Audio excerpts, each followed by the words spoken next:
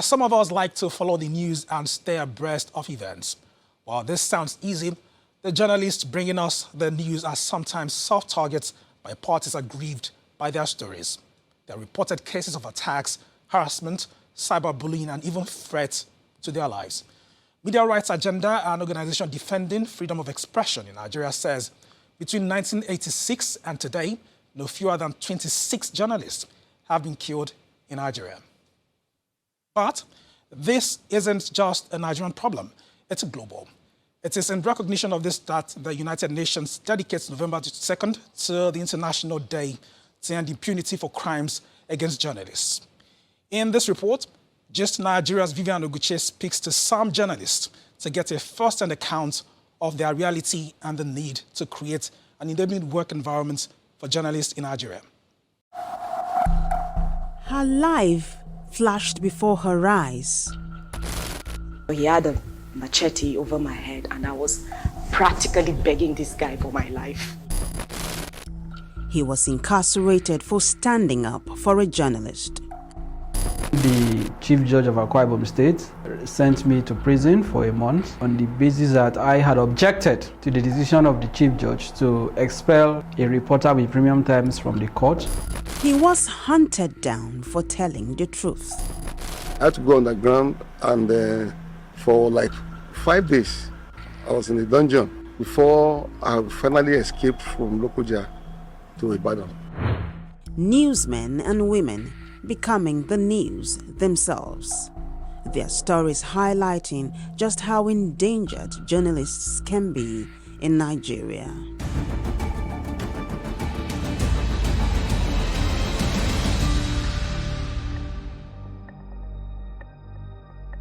Ihotu Odo covers the defense bit at African Independent Television AIT in Abuja, the Nigerian capital.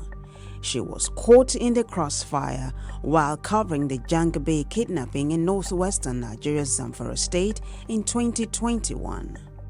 The youths were already angry. They were coming in for anybody that was not a part of that community. The windscreen of our vehicle that we hired was already broken. They had this one of them had this very big stone that they used. You know, at some point we had to dodge. Look, it was a horrifying experience. Wale Ayodele has a reputation for being bold like a lion, but says he was forced into hiding for speaking truth to power. I did a report that the Commissioner of Police in the state then was felt was against his person, and at a point he wanted me arrested. Masari Kim says he was once picked up by operatives of the Department of State Services DSS in Plateau State, north central Nigeria, for publishing a story they didn't find palatable. The day I was released, after 2 days by the DSS, the police picked me up and interrogated me. When I was released, the army had the, I think, final job to do because someone from the army hierarchy called me and told me to leave town. Ihotu, Wale and Masari are few out of about 1,600 journalists who have suffered brutality around the world in the last 17 years. The United Nations Observatory of Killed Journalists says close to 9 out of 10 of these cases remain judicially unresolved. 2 years ago or so, the Channels reporter who was reporting the Shiites protests in Abuja was shot by the police and he died. Nothing happened. And the widow went to court, sued the police. The court awarded 50 million naira damages because the police treated with disdain. The case of Delegiwa, that till date, the Nigerian state is yet to unravel the killers of Delegiwa, even though we know unofficially who the killers were. But the government have not gone on record to authenticate that fact and put the culprits on trial.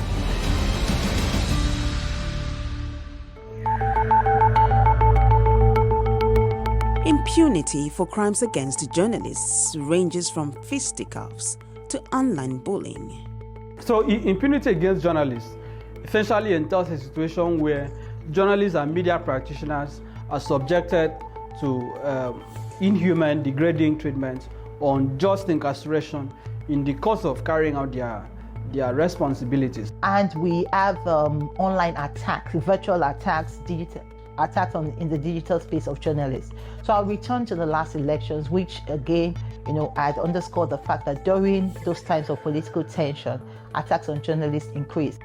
Experts say these crimes are usually fueled by mob censorship, low media literacy, and repressive laws. There is something that Simon Kolawole, the publisher of the cable, called mob censorship.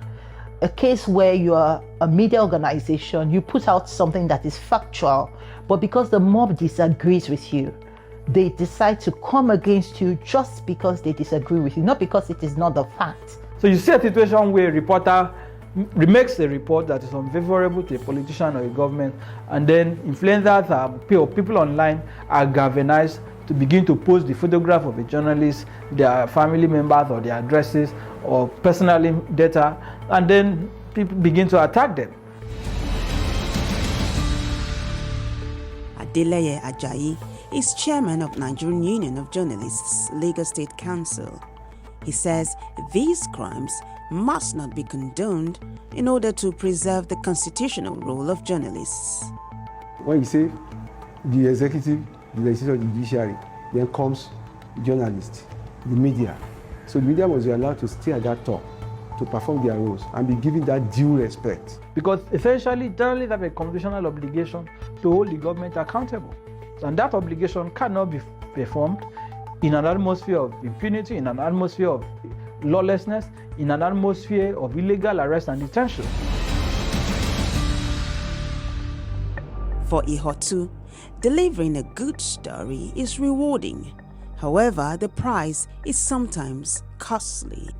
She recalls battling trauma for a long time.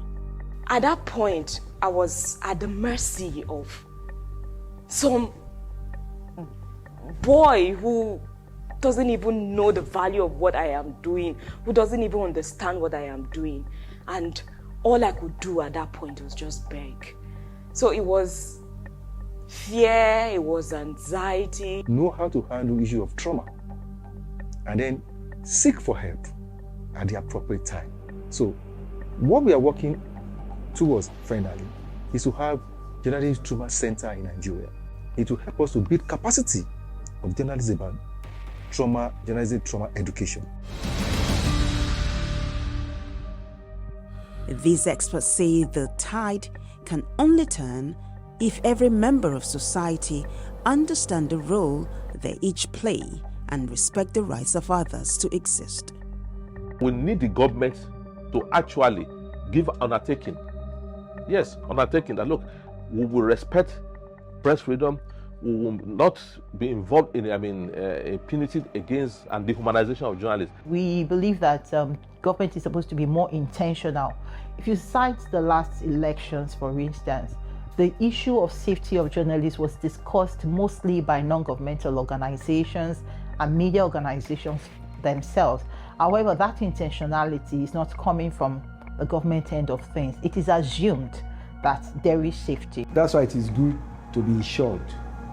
And then we are working towards life insurance with a top bank for our members. As the world marks this year's International Day to end impunity for crimes against journalists, experts insist that reaffirming the commitment to promote press freedom and defending the rights of journalists around the world is essential to global growth. Vivian Oguche, Gist Nigeria.